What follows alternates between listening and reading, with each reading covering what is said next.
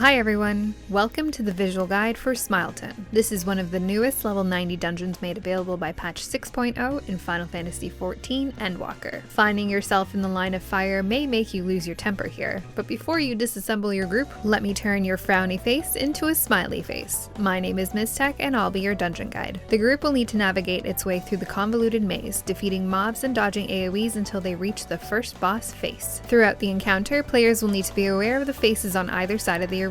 You'll notice that half of the faces are red and frowny and half are blue and smiley. When the boss casts Line of Fire, it'll tether to one side of the faces and eventually activate them. AoE telegraphs will appear between the faces that players should avoid, which in turn will force players to stand in a lane in front of a face. When the faces explode, players will be dealt minor damage and affected by either a smiley face debuff or a frowny face debuff, depending on which face they got hit by. From here on out, players will need to get hit by the opposite face than their debuff, or they will take high damage, get knocked back, and stunned for a few seconds. Anytime they get hit by a face, their debuff will either refresh or change to the new debuff, so you'll need to pay attention to what your active debuff is throughout the encounter. Off My Lawn will knock players back in the direction of the arrows on the ground. At the same time, all players will be targeted for circle AoE attacks that must be separated. To handle this, pre-position or use a knockback immunity to avoid overlapping circles during the knockback. Temper's Flare will deal group-wide damage, healers be ready. Heart on Fire 4 will target the tank with a heavy-hitting tank buster. Cooldown and heal as necessary. Upside Down will have the faces on each side of the arena flip over, changing them to the opposite emotion. Mechanics will begin to repeat and overlap here, and players will need to adjust for the new face patterns. The knockback can also occur during the faces, and players can use it to get knocked into the appropriate lane if they don't have a knockback immunity available. The knockback throws you back one lane length, so plan accordingly. These mechanics will repeat until the boss is down. In the next section, the group will face more trash mobs and even more AoEs. The pulls can be pretty spicy with newer gear, so don't forget those cooldowns. The second boss is Frameworker. You'll notice two untargetable adds on either side of him. Keep an eye on these throughout the fight. Circular Saw will deal high group-wide damage. Healers be ready. Periodically, the boss will move to the middle, face a random direction, and cast Leap Forward. A set of arrows will appear in the direction the boss will leap.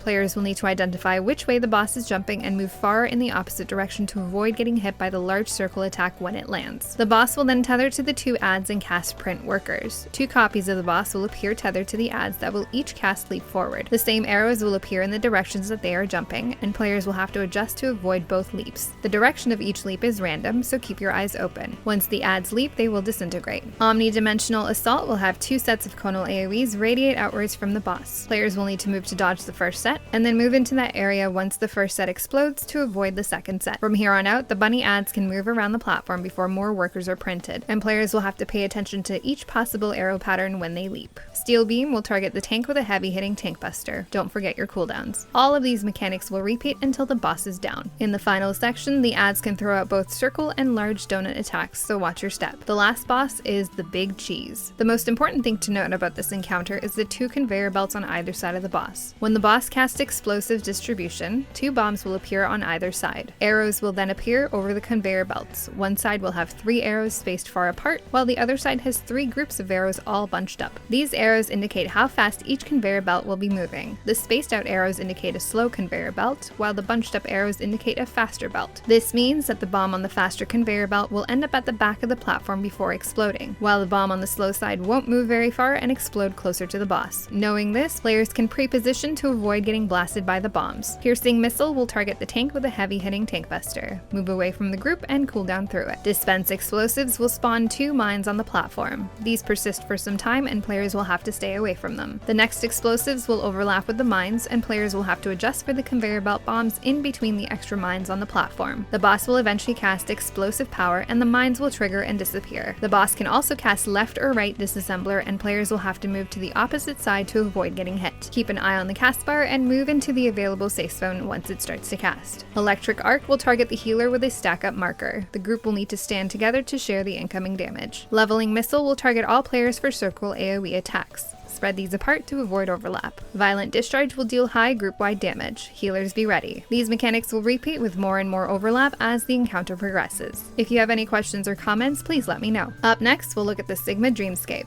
As always, thanks for watching. Till next time.